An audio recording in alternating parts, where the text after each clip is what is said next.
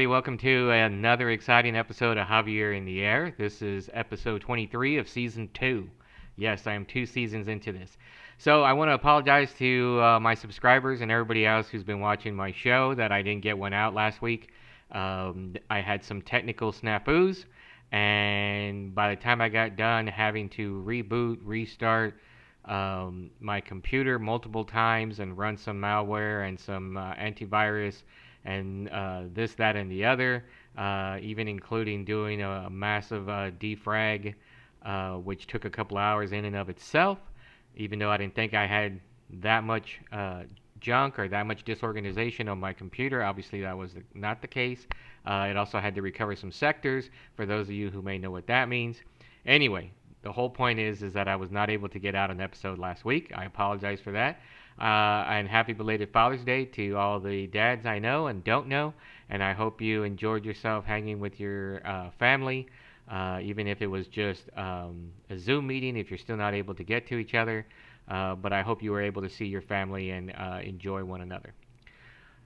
So, this episode, which was going to be last week's episode, but now it's this week's episode, I am talking about getting out, a little bit about projects and breweries. So let's get into the getting out. So if you haven't noticed by now, and you would probably have to be in BFE somewhere, if you haven't noticed, things are having a kind of a getting back to normal out there in the world. So more and more people are getting vaccinated. Good for them, good for me, good for people I know. Things are returning to normal as far as being able to get out and go to restaurants and bars and breweries and stuff like that. There is still a huge issue having to deal with people not having restaurants and businesses not having enough employees, and so they're in a desperate scramble right now to try to get people to work at businesses and restaurants and bars and whatnot. So if you know anybody and you have some young, teenage kids that are of work age and they're looking for something to do this summer, I highly recommend you find your local mom and pop shop, whether it be a restaurant or not, just a local business, and seeing if they, are hiring, which I almost can guarantee that they probably are hiring. So it's a great experience. Yes, sometimes it sucks, but you know what? Sometimes working sucks, and you get some great experience. And for the adults or for the parents, your kids will get a great experience dealing with customer service or just dealing with customers or just getting out into the work industry, any industry in the work field. So let me get off my soapbox now. And so back to getting out. So we have that particular little issue that's popping up. So please be patient with your mom and pop places, even your non-mom and pop places. If you go to a restaurant, you go to a store, please remember that the people that are helping you may be new, they may be novices, may be their first day. So please be kind to them. It's not their fault that things may be taking a little bit slow. They may be understaffed. The back kitchen and the back area or the stock room may be understaffed. So please, everybody, give them some patience. Tip them a little bit more if you can. They're doing their best. They're helping out for the entire community of the world to get back to some sort of normalcy. So please be aware. Give them a little bit more time. And overall, you shouldn't just bitch when you're at a restaurant or a place anyway. They're trying to help you. They're not really trying to screw you or take their sweet time or do bad things to you. They are trying to do their job, and sometimes it may take a little bit. So there's a learning curve. We all had it. We've all gone through it. So suck it up. Be nice to the waiters or to anybody else that's servicing you, and tip where you can. All right, another soapbox I'm gonna get off of. Okay, so part of the great thing about able to get out, let's have a little positivity here and not be so stern, was the fact that my bro and I, who we were off last Friday, let's just put it that way, and we were able to go to a couple of breweries. Now, it's been a while, and if you've been watching and you're a fan of the show, first of all, thank you.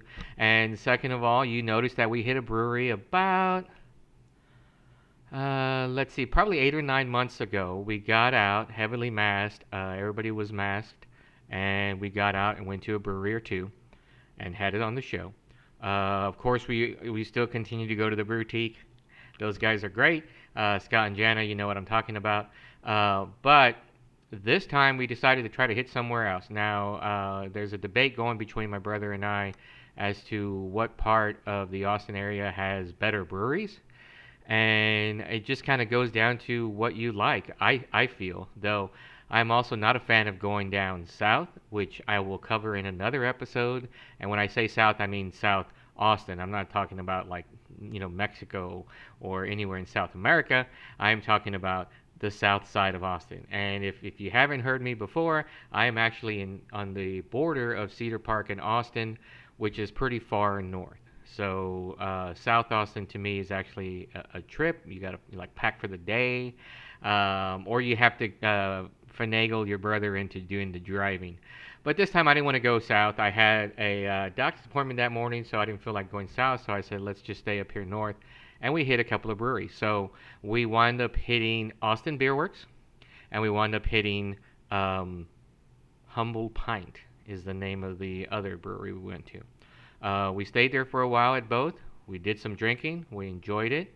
And then we went home. So while I was there, I did some videos and reviews. Now, they are certainly, once again, these are my reviews and Robert's reviews. We gave thumbs up, on a scale of 1 to 10, because that is the scale I use. 1 thumb being the lowest, and then 10 thumbs being the highest. And just like any other scale that most people will use. And so you'll see that we didn't have much variance of opinion, but it is our opinion. So, I want to thank Humble Pint and Austin Beer Works for being there for us and being open. And no apologies for what our reviews are. Those are our reviews. If you'd like to discuss with me or invite me over and offer me a tasting or a retasting, I should say, of some of your beers, and you can try to offer a difference of opinion or change my review, by all means, just contact me and let me know. And I know for a fact my brother and I would not feel bad about going out there again to try more beers. So here we go. I'm gonna show them back to back. First is gonna be Austin Beer Works, and then we're gonna do Humble Pint.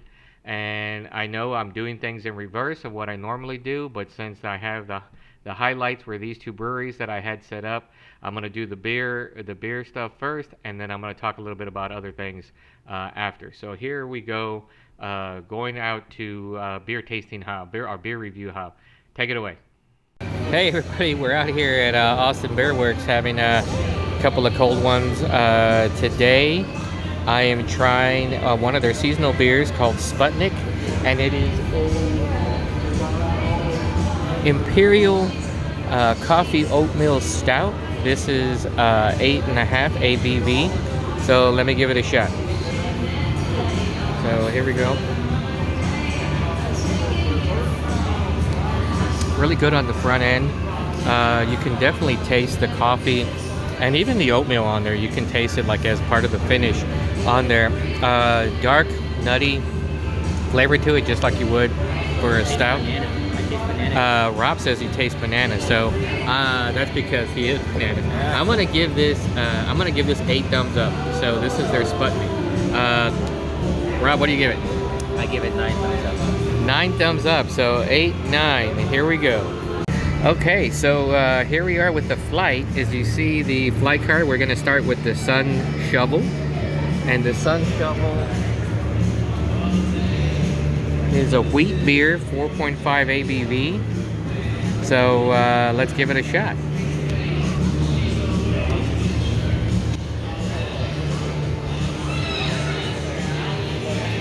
This is a wheat beer. Definitely you can taste the wheatiness of it, if that's actually a word, which I think it is.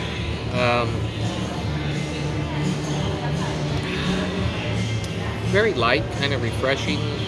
Not really, a little bit of bite to it, but not much. So I'm gonna give it a, I think I'm gonna just give this one a 6.5 thumbs up. Let's see what Rob gets.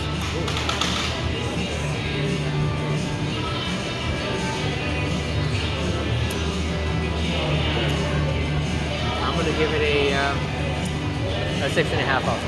6.5 also, there we go. All right, so now we're on to number 2, right here, Fire Eagle. This is an American ABV, I'm sorry, an American IPA with the 7.3 ABV. So let's give it a shot.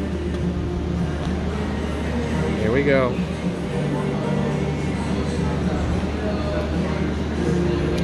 Actually, this kind of tastes like your standard IPA. There's not much oomph to it. There's not much wow to it. Actually, it tastes thinner. I know that's a weird way to say it, but if you've had enough beers, you know it tastes thinner than the last one. It's okay. I'm not really a fan. I'm gonna give this one. I'm gonna give this one 5 thumbs up. Let's see what Resident Expert says. Oh, going back for a second taste. 6. He's gonna give it 6 thumbs basic, up. Very basic. So very basic, he says. It kind of going the long way that I did. So 5, 6.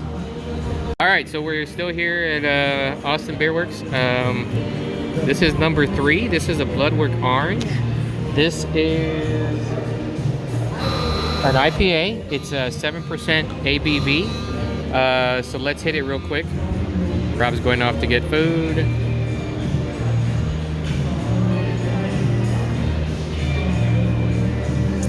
You definitely get the acidity feel from the blood orange.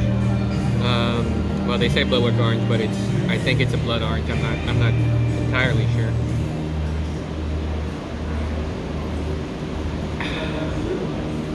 I think I'm gonna give this. It's a nice finish to it. It's definitely an IPA. Got that IPA little tartness to it. I'm gonna go ahead and give this a 6 thumbs up also. Rob went to go get food, so he misses this one. Okay, so now we're gonna try the last of the flight. This is the Peak Physique. Peak Physique. 11% triple IPA. Oh, 11% triple IPA. Rob's already given it a thumbs up, so let's see how this.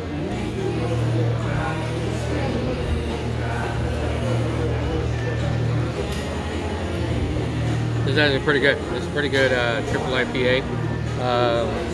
Good start to it, good finish. Seems to pair well with the tacos that I just ate, so that was good. I'm gonna go ahead and give this an 8.5 thumbs up. Let's see what the Rob does. Okay. Gives it the same, 8.5 as well. He's already having his own right there. So there you have it, out from Austin Beer Works. Let's see if we go to another place. So here we are at the Humble Pint Brewery. This is the Yard's Done. It's a blonde, 4.9 ABV. Yeah.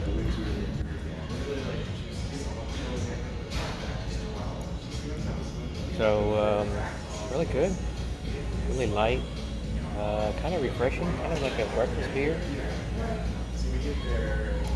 It is what it is. So I'm gonna probably give this 7.5 thumbs up. Let's see what Rob gets of it.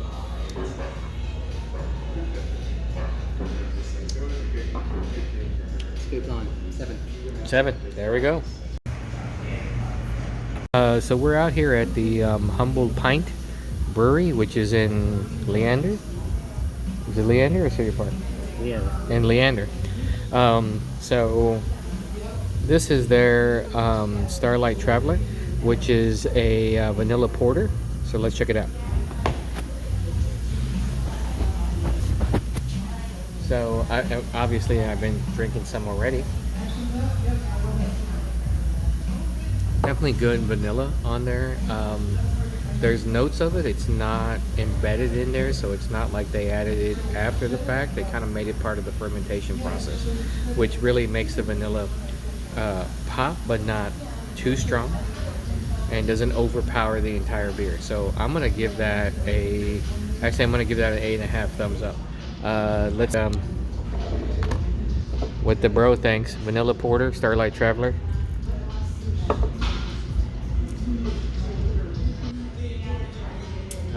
6.5. 6.5. Wow. Okay.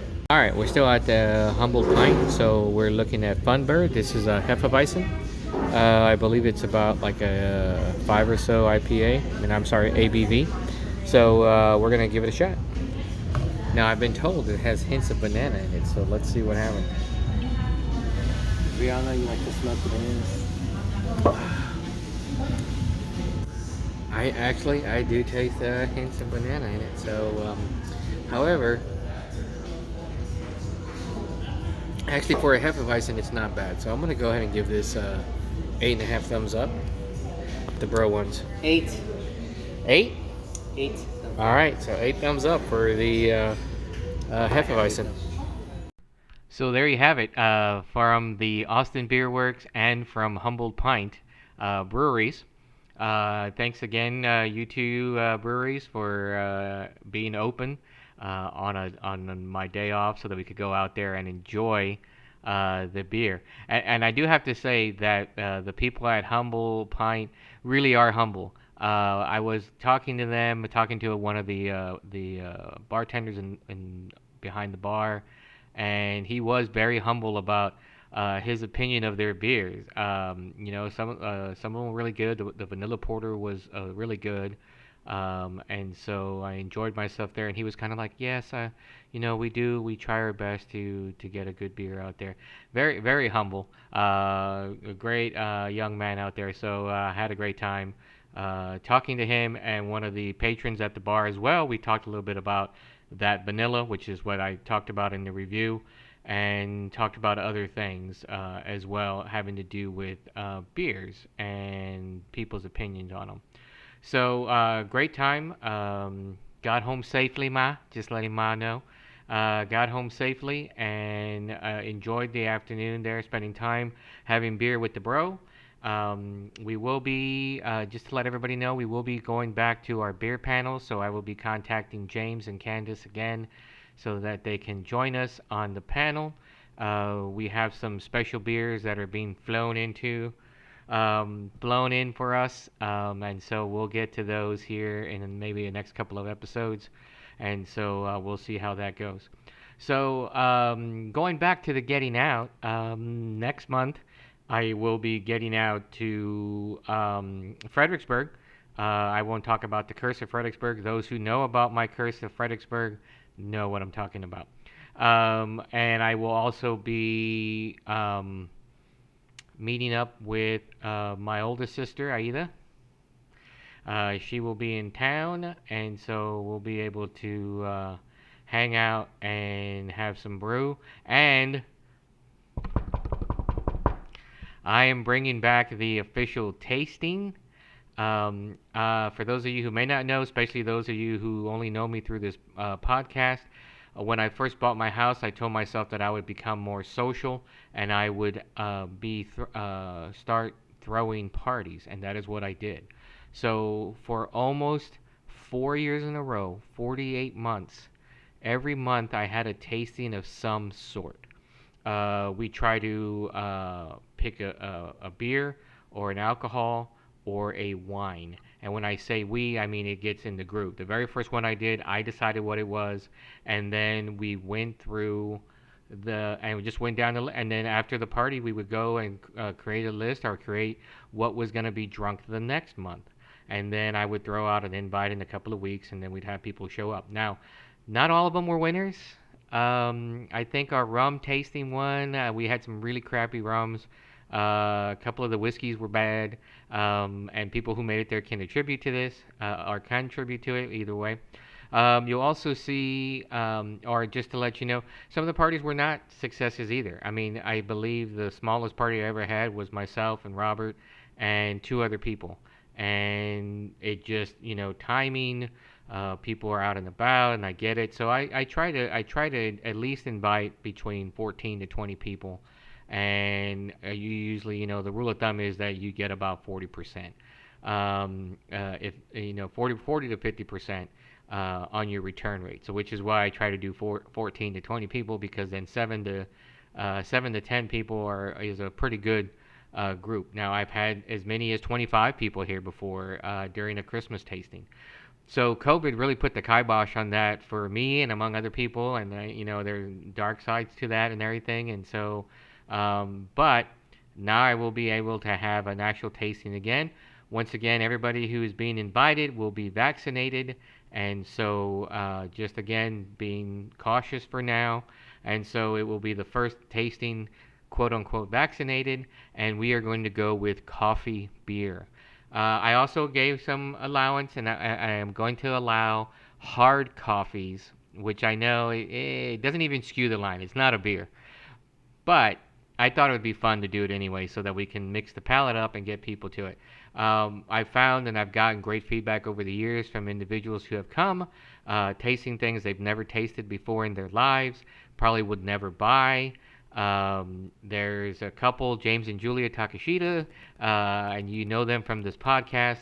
They are not, in fact, he doesn't really drink at all, and she doesn't drink that much. But yet they have won consistently a large number of the tastings. What do I mean by winning? Well, if you get lucky enough to get invited to one of my tastings, I have the best of show door prize. So we all get to vote. It's not just me. It's actual. Everybody gets to vote to determine what is the best of whatever we're drinking that night, and they win a door prize. Normally, it's a gift card of some monetary amount, and normally it's to a liquor store so that you can partake in the next month's tasting and get a little bit of a discount, just a little bit. So if you've been to it, we're doing it again. Be sure and let me know. I lost my official list that I used to have of people I was sending out to, and things and times have changed. So if you're interested on making it to my tasting, just let me know here. Direct message me, carrier pigeon, smoke signals, whatever you need to get a hold of me. Do it, and I will have a course, a video from that tasting next month. So there we go. So that's it for the brewery and beer section of the podcast. What I want to do is I want to show you my grapevine. I'm very proud of it. It's growing. It may be growing a little bit too much for those of you that have grapevines. I'm not sure what I'm doing. I've been giving advice. I've been trying my best. I think I've grown it a little bit too much. I think I need to prune some of it back. I definitely need to prune some of the leaves away from the grapes so that they get more sun, which I will go out and do today. It's partially overcast. It may even rain later on this afternoon. It did rain this morning. But I want to get out there so that I can get more sun on those grapes, because I am having some good grapes as well. So I'm going to make this our Zen moment for the podcast episode. And so here's some good shots of my grapevine and the work I've been doing on it and how it looks so far. So check it out.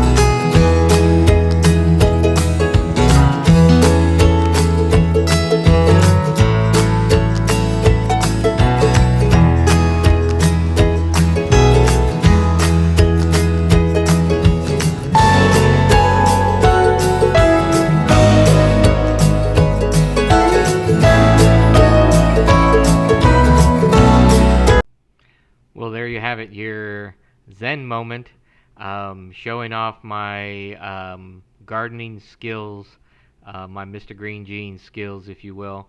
Not super great, but I'm really excited that this grapevine is growing. I've had it for quite a few years. It used to reside in a huge sack. I don't know what the actual technical term of it is, but it was basically like a giant uh, pot, but made out of fabric, and so you could lift it and take it around. Which it was just heavy enough that it wouldn't go anywhere, and so I worked on that, and it resided in my front. And I want to give thanks to Memo and Vorga. If you're watching the podcast, I don't know if you ever seen it, but I hope you at least get to listen to this one. And they provided me with this one, asked me if I wanted it. I totally did, which kind of started me on this whole gardening process at my house. So I had it in the front. I kept it in that sack, and I even built a framework around it at that time to try to get so when it would grow. So it grew, but not really. It didn't do that much and started looking kind of sickly. And I felt that it was probably because it was, compressed in the sack, even though the sack was probably, uh, the circumference of like the wine barrel that I have, if you've seen that on the other episode that I have.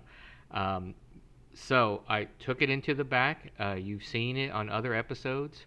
I took it back there. I built a framework of cinder blocks around it, put in some fresh soil, watered it.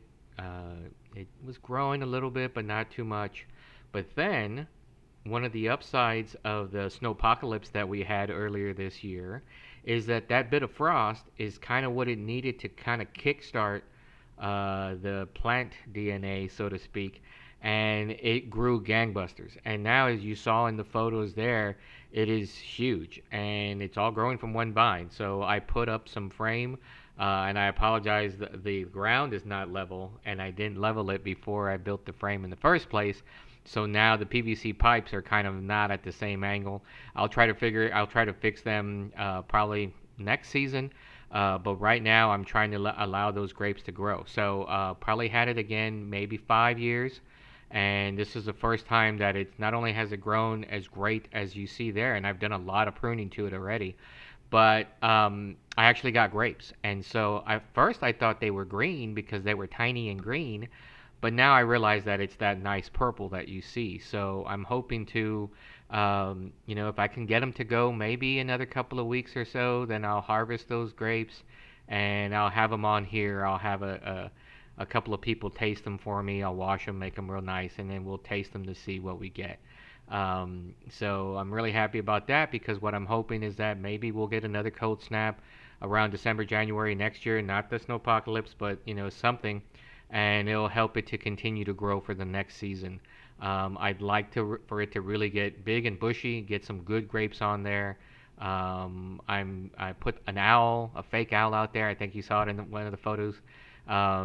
And it has been keeping the birds at bay. And I'm going to be putting on a natural pesticide. And what I mean by natural is I'll show you because I'm going to actually make it up.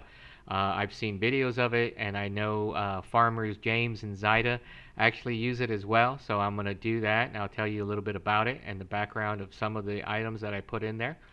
And so it's going well, and I really think I'm going to. I'd like to see this vine continue to grow over the next couple of years and get it, maybe have it wrap around that entire frame so that it's growing and continually will start giving out fruit. So, but that's it for this episode. If anybody has any questions, comments, thoughts, concerns, poo poo on my reviews or hey, thumbs up on your reviews for the beer, please direct message me, add your comments to the episode at the end there. And for those of you who are coming into this brand new, you can find me on YouTube, Javier In The Air. You can subscribe to it. Please subscribe to it. And I do a lot of variation on here. Some people say that's not a good thing. Some people say, hey, do what you love doing. And what I love doing is doing beer reviews and then talking to people that are passionate about things, and also just talking. As you can tell, I'm a great talker. So, anybody that wants to be on the show to hype their either local business or a project or crafting that they do, I'm all about it. Again, just get a hold of me. Let me know you're interested, and I will set up a time for interviewing. And now that we can start getting out, I can certainly meet you somewhere. I can meet you at your place of business, or we can meet at some third party location and we can do an interview there and talk a little bit about what you do. So feel free to let me know anything else. I will certainly am up for it, and I'm glad that you watched today's episode. Again, sorry about the snafu last week. I didn't get it out. Give me a buzz, give me a holler, give me a shake, wave to me when you go by on the street. For those of you that don't live near me, I wish you did. It would be great to see you guys. Let me know whatever you want to meet up on Zoom, or if you're traveling to the Austin Cedar Park area, let me know. So that's it. I hope everyone has a great week. We're going into the 4th of July weekend. I may or may not have something special for the weekend. I'm still trying to line up guests. I'm always trying to line up guests. We may have a little bit talk about fireworks, maybe the origin of that, or something crazy like that. So we'll see. So everybody have a good rest of the week, and I will see you again soon. Take care.